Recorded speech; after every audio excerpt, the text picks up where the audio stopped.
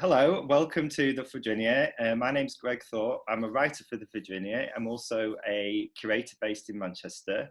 The Fourdrinier is an online art magazine. It's funded by Arts Council England, and it was born out of Paper Gallery in Manchester, which is a small gallery space that champions the work of artists who use paper somehow in their work.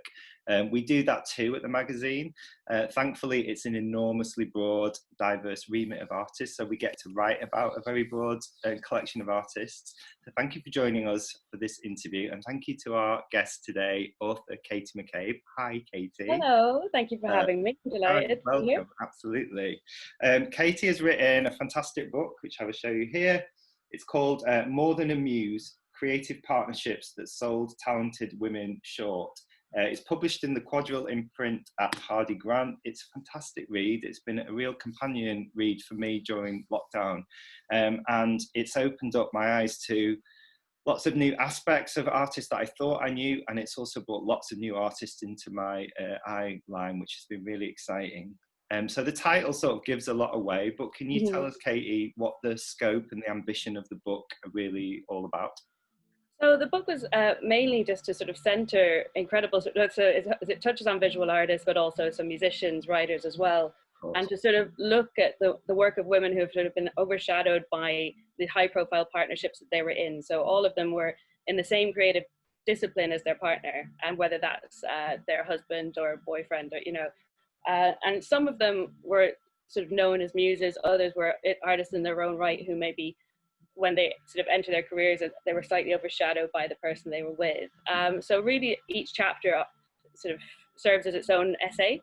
And I wanted it to just be an entry point really to each artist, and to talk about the relationship a little bit, but really what matters is the work. So it's really just to center their life stories and their work within it. And the relationships only really become a part of that writing when I'm talking about how it impeded the way they were perceived.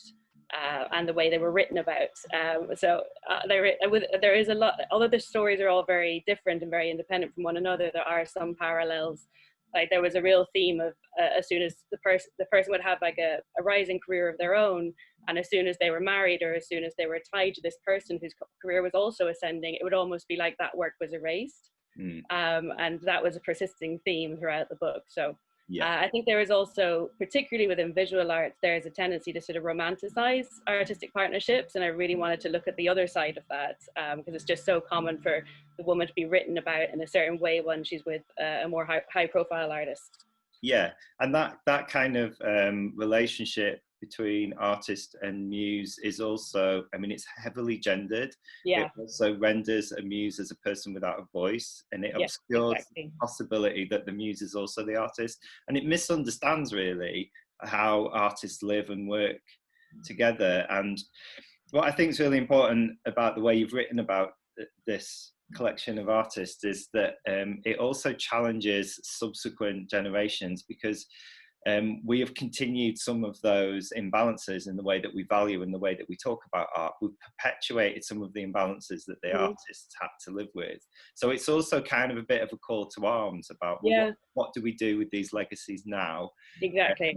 And it doesn't seek to remove them from that material reality, because that would be a pointless exercise. It considers them in a like a non-romantic and kind of a feminist way, which is really appealing.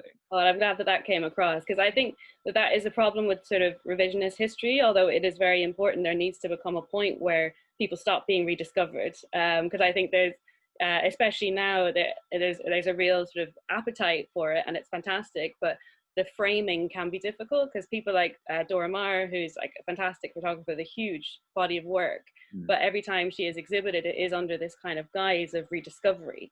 And at some point that needs to come to an end. I mean, absolutely, because I think what the danger is to replace one narrative, which is the muse, with another narrative, which is the woman artist in perpetual rediscovery, and them at their fullest. And actually it's really interesting to have the long view of history, where artists that we kind of imbue with like bohemian and radical lived values, they have not been able to leave those gender hierarchies behind. So that view of them as living outside of society and off the grid, that's not true either. Yeah, exactly. That's so true of so many sort of liberal art movements that happen within sort of, you know, the Bohemian sort of Augustus John era of British art with the Slade School. Like they would go off and live these bohemian lives, but still live within families, and within that family structure, the women would still be doing like very hardcore housework and raising huge numbers of children essentially on their own. So they wouldn't have the privilege of that bohemian lifestyle. It was still the preserve of the men, and a lot of the time the same with surrealism as well. Yeah, you know, that because that idea of like mad love was often, to, you know, the women would be within it, but they would sort of be mythologized to the point that they weren't perceived as artists themselves. So and that's a process of silencing itself, isn't it? Like exactly. to put a person onto a pedestal, I mean, they're literally out of earshot then, and you see that happen in like numerous ways. So we should talk a little bit, and surrealism's it's a good place to start in lots of ways. I was going to talk about Jacqueline Lamba, who's quite a new artist to me, in that way that you might recognize one or two of their pieces and not know the person and the story attached to it. I loved reading about Jacqueline Lamba. I loved reading that it was partly her creative relationships with other women that fostered her ambition early on. Can we talk a bit about Jacqueline? Yeah, absolutely. So Jacqueline, she sort of started out in Paris. She did a lot of decorative art in the beginning and sort of working within textiles and book design. And then she became very inspired by surrealist writing and sort of entered that group through her relationship with Andre Breton. But they were, oh, sorry. Okay. Are you all right? Images, Oh, brilliant. So she was very much a part of the surrealist group, and I think she worked very closely with, I don't know if you know the artist Wilfredo Lam. Okay, So Wilfredo Lam, who is a Cuban artist, who also had ties with the surrealists, she was very inspired by his work, which you can kind of see in this sort of abstract landscape here. She was very much like a destructive with her own art towards the end, because she was very much placed in a point of idolatry by Andre Breton, and she was such a part of his work.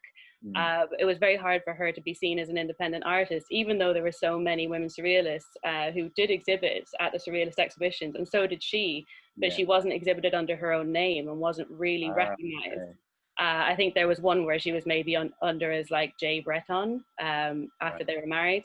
And another where her work wasn't in the catalogue at all, despite the fact that I think the others like Dora Maar's were.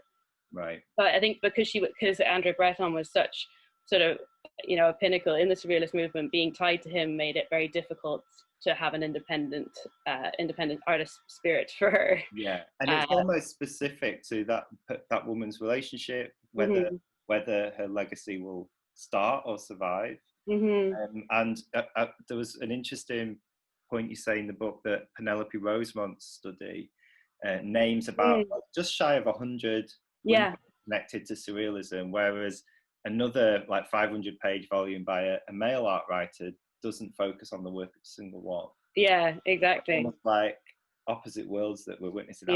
Scroll through some of Lamba's paintings while you talk. Yeah, absolutely. So and Whitney Chadwick, who's done really extensive work into the work of surrealist women artists, and she's written specifically about Jacqueline Lamba in her book The Militant Muse.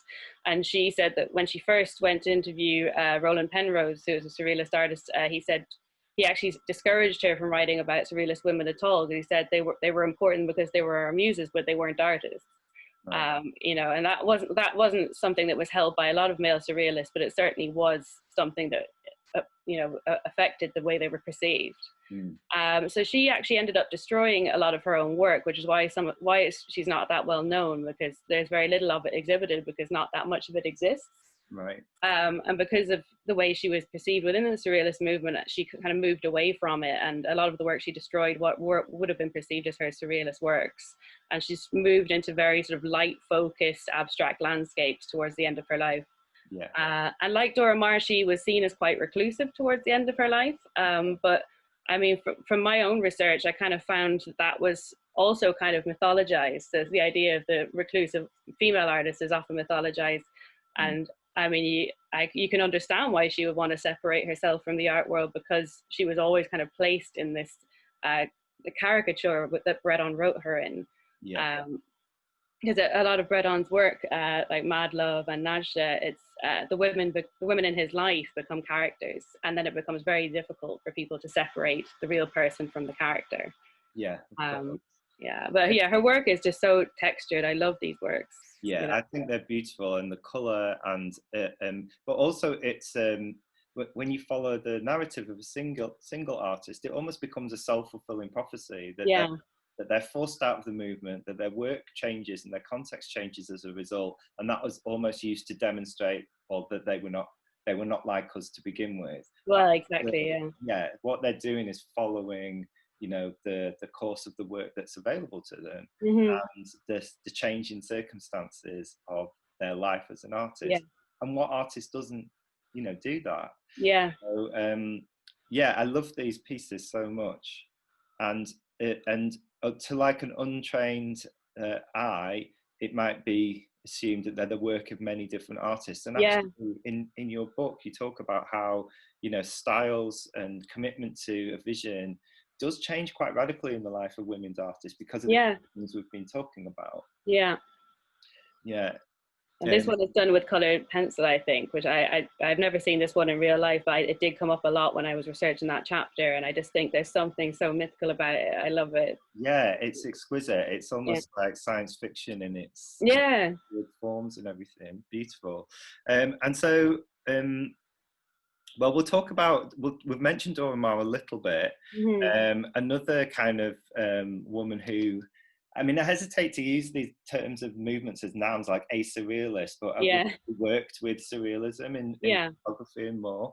We'll talk a little bit about Dora. That's probably like one of her like more well-known pieces. Yeah, yeah. I think especially because interestingly, when I started the book, there was no word of a retrospective for Dora Maar or Lee Krasner, and then 3 or 4 months in, both were announced. So it was this really sort of incredible thing where all these it felt like it was all happening at once. And the Dora Maar retrospective, I think, was a real sea change in the way she was perceived. Because it was one of the few, although Picasso was mentioned in that retrospective and there was Picasso's works and her photographs of Guernica, it was one of the first times that the breadth of her body of work was, you know, presented in that way on, you know, such a big scale. And I think it had been at the Pompidou right before that, so it was a similar retrospective. But this is one of her more surrealist works, but that she has this huge body of street photography, which is just incredible and is so very rarely seen. What I really loved about this is that Man has a photograph that he did of her, which you know, shows her face and she's very sort of seductive looking. And I love that her, like, from her own perspective, it's a severed hand and there's something so vicious about it and sort of melancholy.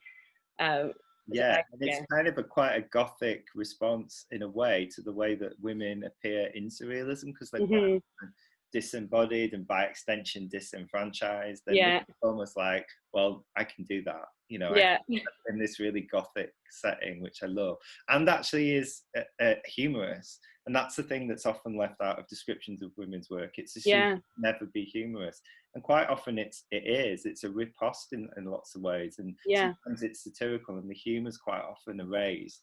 But what's interesting about Maar is like she's almost like a test case for that bind that you get in art history, where her proximity to a male artist has made her available in some ways at the same time as it's overshadowed. And I love the way that you put it. You said proximity to Picasso had opened the door to her art immortality, but slammed the window of autonomy shut. And that's the kind of thing that we do perpetuate in the way that we write, we talk about. So what do you think's changed? I mean, it sounds like Dora Maar was having a moment in a perception. Things have changed, would you say? I think so. I think that what is changing is that we're, you know, what I was saying earlier about the need to move on from revisionist history is that making real sort of blockbuster commitment to presenting this work, because I think I even said that in the book, like sometimes the damage is so severe that you need a blockbuster, you know, retrospective show on that scale, and you need it to be so heavily covered to really redress the balance in a way that's meaningful and lasting. And I think it's like to do with media coverage as well, because it's a real, you know, when you know yourself, when you write about art, you're kind of in a bind because you tend to only write about stuff that's on show, stuff that people can engage with. And if the galleries aren't putting on shows on that scale, you can't write about them. So it's, you know, it sort of takes both sides of it for things to change. Yeah. And so because the Tate show is so extensive, it allowed so much more to write about than the usual story of her being overshadowed by Picasso and the Weeping Woman, and the idea of the recluse, who, you know, because there really is an indulgence about this idea that had a breakdown after Picasso, and it's such a distraction from what she should be known as one of the most important photographers of the early 20th century. You know, she really should. And I think we're getting there. You know, what I think also just the work being recognizable is so key, but the work doesn't become recognizable on a grand scale until they're really persistently shown. Yeah, absolutely. And it's almost like the moment that a woman's life as an artist comes into our consciousness, our interest becomes prurient, and it's almost like it becomes like a celebrity thing straight away. And we have that now with, you know, women actors and women writers, in the way we're invested in like elements of their personal life that we just aren't with male counterparts. So you can almost see the roots of that in art history. So the artists that we're talking about are all sort of connected in some way through time and through the period. I mean, like reading it, like the early, you know, the 20th century has just been like such a potent, like it's like one movement exploding after another, and these like iconic personalities. And I feel like a lot of our job is to kind of like take a breath, and we're still picking up the fragments of all of that. And I feel like Lee Krasner was kind of embodied that in lots of ways, because her work like diminishes like physically during her lifetime in terms of scope and color, and then it expands enormously, and she is also in the process of like picking up shards, literally and metaphorically, and I knew a lot less about Lee Krasner than I thought, and that was one of my favorite chapters. Can we talk a little bit about Lee? Yeah, absolutely. So this work that you've picked is one of my favorite periods in her work, where she had a show at the Betty Parsons Gallery a couple of years before this work was created. It was quite badly reviewed, and she basically just went in, and they were originally kind of drawings, a mixture of drawings and paintings that she just ripped to pieces and then just started reassembling them. And that's what this ended up being. So there's Milkweed, another one called Bald Eagle, and they ended up being shown at the Stable Gallery in New York. And then it was one of her shows that was really well received early on in her career. I think that's sometimes gets lost in the retrospective when we talk about Lee Krasner, is that she was really successful at different points in time. You know, whether she was married to Pollock or not, she did have very successful shows. What changed was the way she was written about. Because, you know, you kind of coming into the mid-50s, and then you know, you have the Life magazine cover with maybe not the cover, photograph anyway, of Pollock. He just becomes this like very hardcore American art figure, and people like Clement Greenberg, who's a very famous art critic, wrote extensively about the men of the movement. And Krasner was kind of treated more like a sort of coordinator, you know, Pollock's estate later on in her life. So I think that these collage-based images are a real explosion for her. And she was somebody who was always really reinventing. So it's quite, again, she's another person it's very difficult to see a definitive style, because moving on to things like this, where she did a lot of very like splashy lithographs. She experimented with it. She was really inspired by Mondrian early in her career, so she did a lot of very sort of modernist inspired stuff early in her career, collage based. Then she moved into the sort of more abstract expressionist, large scale. Have you ever seen her little images? I don't think so, no. So we were talking about change in scale. So when her and Pollock lived out in Long Island, she would work in the bedroom and he would work in this huge barn. So she, because of just the limitations of space, she ended up creating this series of little images.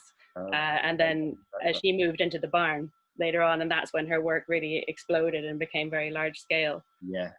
I mean, and it's interesting, like, because the way that you talk about, even in her lifetime, her reputation and the way that she was thought about fluctuates. And part of the job of, you know, this and subsequent generations is the vigilance about how we handle the legacy of women, because it is subject to political whim and taste in a way that male artists seem to be able to weather. And even the way you talk about, you know, that fluctuating style. That's a thing that we challenge women artists over in a way that we might, I mean, like thinking of Picasso, it's assumed to be indicative of part of his genius, the way that he reaches from style to style. Yeah. For a woman artist, it arouses suspicion when they're trying to talk about them in relation to. And that's apparent in more than one ways, and even in the musicians that you talk about in the book, it's eyed with suspicion, and that's such a sexist overhang. Yeah. From just from the way that we canonize art. And actually, I guess this would be a good time to talk about what we take from the book. And your closing chapter is great because it's a question. It's where are we now?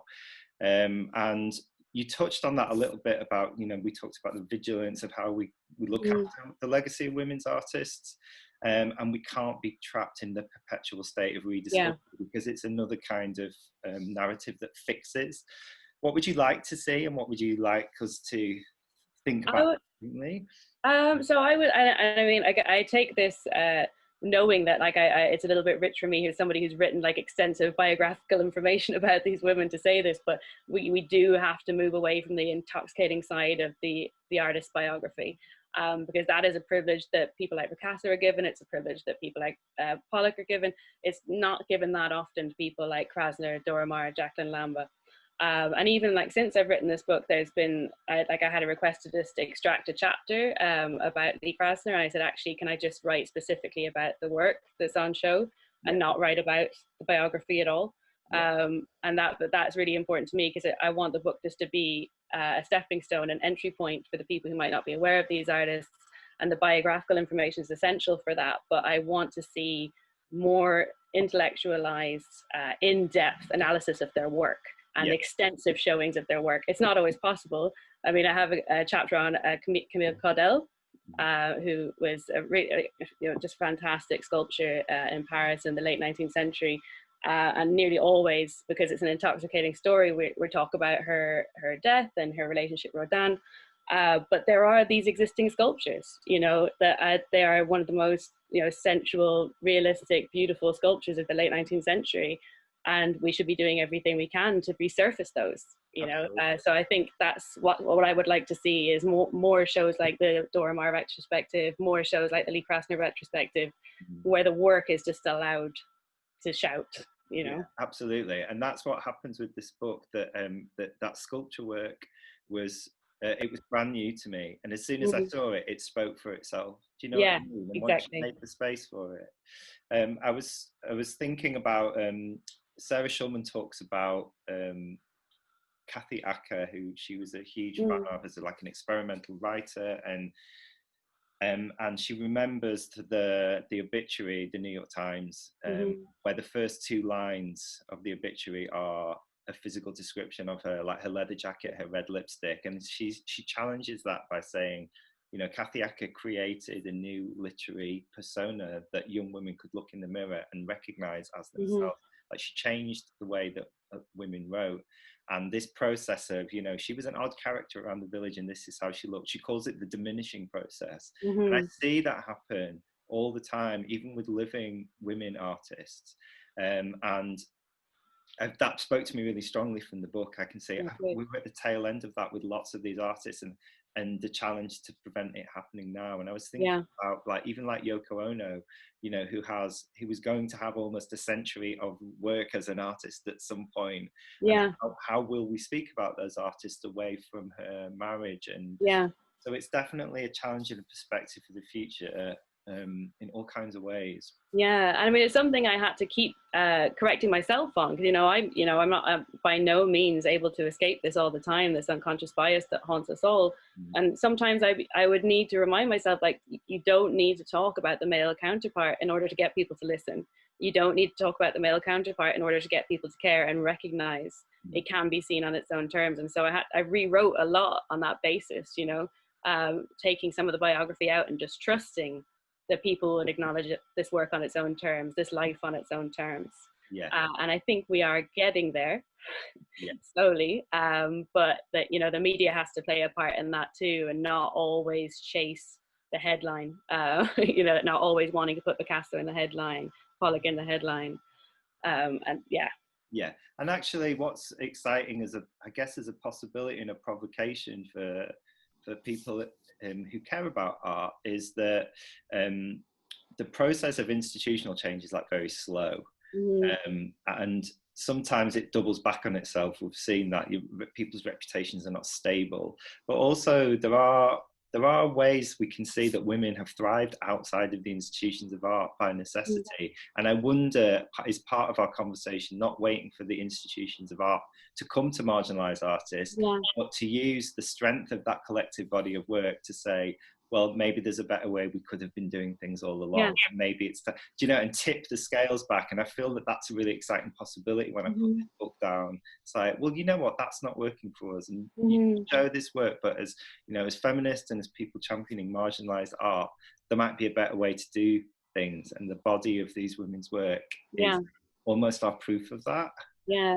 I think that's so true about not relying on institutions as well. And I think like publications like the one we're talking for right now, I think that, not relying on that feedback loop of whatever shows we put on or they put on or the ones we write about. I think there is a lot more curiosity these days, and there's so much access to this archive material. I think that has helped as well. If you want to discover about Jacqueline Lamba, there are websites like Aware Women Artists that, you can go and discover this information. Just write about these women for the sake of it. You don't have to wait for a retrospective, Yeah, exactly. I love that. And hopefully like these conversations and this book especially is like a big part of that. Please, everyone, read More Than a Muse. Share it with your friends. It's brilliant, insightful, and I feel like it's a path where art writing and art history is going to go. So thank you for writing it, Katie, and thank you. Very kind. For taking the time to talk to us. No problem. And thank you for presenting those images as well. It's really great to see them again. They were such a part of my life for such a long time. I bet. So hopefully more people will see those. And I'm glad you mentioned the website awarewomenartists.com because that's where we were seeing those images, and it's a beautiful archive. Yeah, it's such an amazing resource. It really is, and you can support them by sharing that work, and you can donate to them and just spend an afternoon in lockdown exploring that website because it's magical. And that's all. Thank you so much, Katie, for your time. Thanks, Greg. Thank you. Take care.